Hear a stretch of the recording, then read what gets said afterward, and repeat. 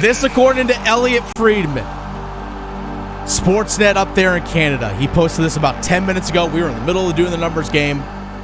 Elliot Friedman said an update on the potential New York Rangers sending K'Andre Miller, the defenseman, to the Carolina Hurricanes, something that he reported about nearly 5 hours ago. 10 minutes ago, Elliot Friedman, hearing this will be a sign and trade between the Rangers and the Hurricanes. The K'Andre Miller contract will come in at 8 years, $60 million.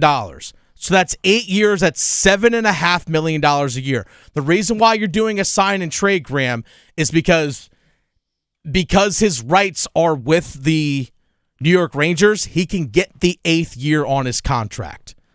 So that's the reason for a sign and trade. Now, what's the trade compensation going back? If it's equivalent to what an offer sheet compensation will be, $7.5 million, Graham, falls in the category along the lines of a first, second, and third round pick going back the other way. Now, that's not confirmed yet, but if they're falling along the lines of what Elliot Friedman reported earlier about draft pick compensation going back to the New York Rangers, you're looking at a first, a second, and a third round pick potentially going back to the New York Rangers for K'Andre Miller. Again, we'll wait and see what the compensation is completely, but that's what it's looking like, Graham. I just love how we started off the show like just waiting. It was supposed to be an Eric Tulski press conference at 3 o'clock. Then it was told that it was going to be pushed back 1 to 2 hours, but it was worth it. It was worth it because Eric Tulski cooked once again. Yeah. Eric Tulski putting in some work. So again, if you just missed it, Elliot Friedman reported that it looks like it is a sign and trade between the Carolina Hurricanes for K'Andre Miller, the defenseman from the New York Rangers. Miller's contract will come in at 8 years, $60 million. So that's 8 years, $7.5 million a year, which Carolina would then have, if that's true, you're looking at having him signed through the 2033 season, which is when Jacob Slavin's contract ends. Because, Graham, remember, Jacob Slavin's contract extension that he signed last offseason kicks in starting this year. Jacob Slavin is signed all the way through 2033.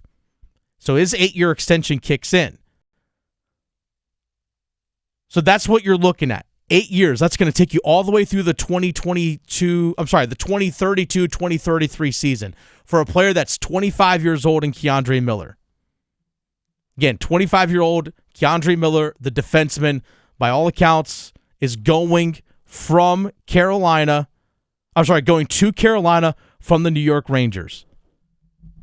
So if you look at, $7.5 million coming off the salary cap for the Carolina Hurricanes, that still gives them roughly around $18 million in cap space, Graham. Roughly $18 million in cap space. So Carolina needed a defenseman after Brent Burns, free agent, Dmitry Orlov, free agent, Alexander Nikishin should step into one of those roles this upcoming season. But then you also factor in Brent Burns being gone. Now you got younger and bigger on defense. Because Dmitry Orlov, 33 years old. Brent Burns now 40 years old. But now you have Alexander Nikishin, 23, 24 years old. You have K'Andre Miller, 25 years old, coming in. So you got younger. Now you've got control over K'Andre Miller for the next 8 years, it appears. This is a big-time acquisition by the Carolina Hurricanes, Graham. And with Miller, you get another defenseman that has the ability to score. It can also pinch on the attack, but also you're okay with him moving up that far up the ice because he can get back. I mean, my question is, does this make up for them not getting Aaron Ekblad yesterday? Like, are we just completely, that's just in the rearview mirror? Yeah. Welcome to Carolina, K'Andre Miller. So that's the big thing, is that there are a couple question marks down here going forward. Where does he slot in the lineup? Now, if he's if he's on your second defensive pair alongside Jalen Chatfield, I absolutely love it. But the question is, who plays alongside Jacob Slavin? Do you have Alexander Nikishin play alongside Shane Gostisbehere? Does Sean Walker play on that top pair? Because let's not forget, You still have Shane Gostisbehere under contract for 2 more years. Alexander Nikishin has a year left on his entry-level contract, then he's a restricted free agent. He's not going to go anywhere. Jalen Chatfield has 2 years left on his contract. Sean Walker has 4 years left on his deal. Don't forget, you have Scott Morrow still. So the fact that you're going and bringing in Keandre Miller for 8 years on a sign and trade with the New York Rangers, your entire defense is locked up not only this year, but for at least the next 2 years. At least that. So that's where you currently stand right now if you're the Carolina Hurricanes on defense. Now, what does necessarily this mean? It's people who don't know who Keandre Miller is as a player. Keandre Miller is 6'5", about 210 pounds. Great, obviously great length, great size, but is an excellent skater. He's great in terms of transitioning the puck from defense to offense. He's an offensive-minded defenseman. He's a pretty active stick, and also he's super physical as well. Ryan Hinkle, who covers the Carolina Hurricanes for the Hockey News, pointed out that over the last 4 years, Keandre Miller had more hits than any Hurricanes defenseman in every season over the last 4 years.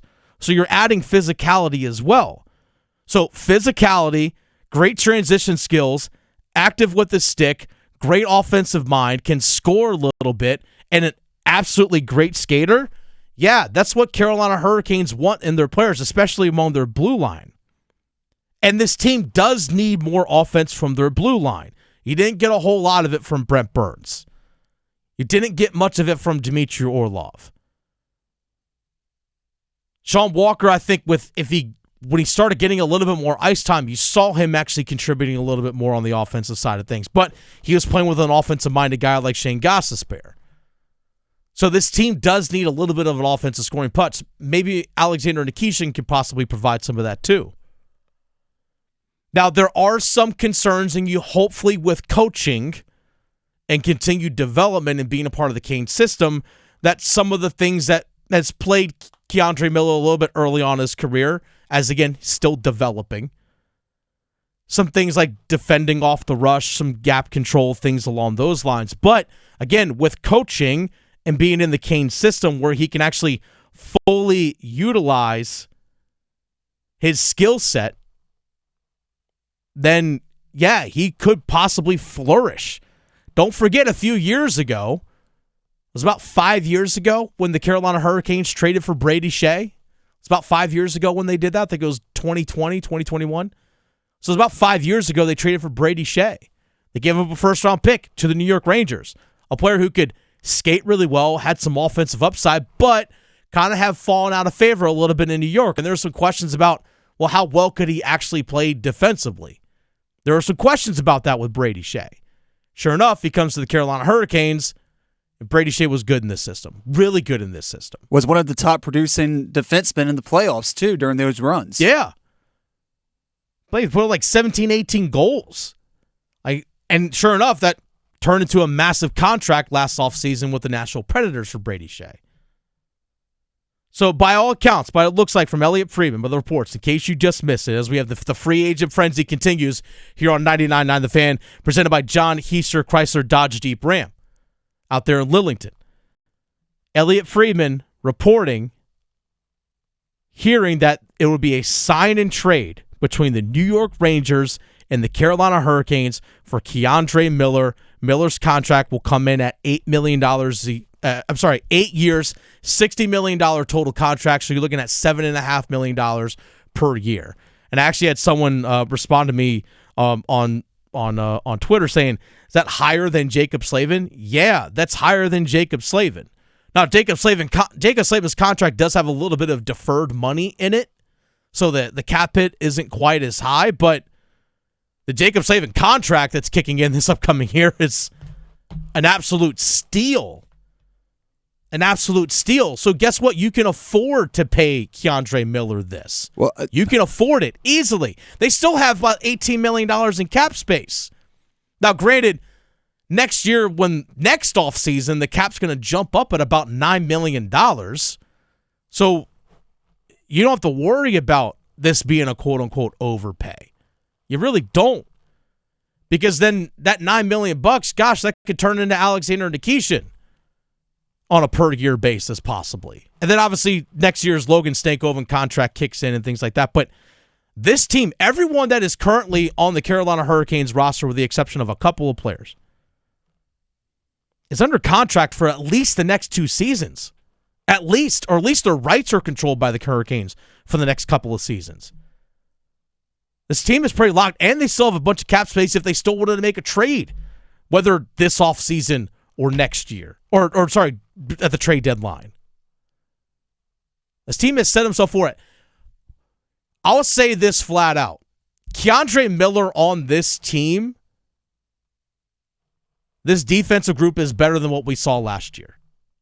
With Keandre Miller and Alexander Nikishin coming in for Brent Burns and Dmitry Orlov, this group of blue liners as a whole is better than what we saw last season.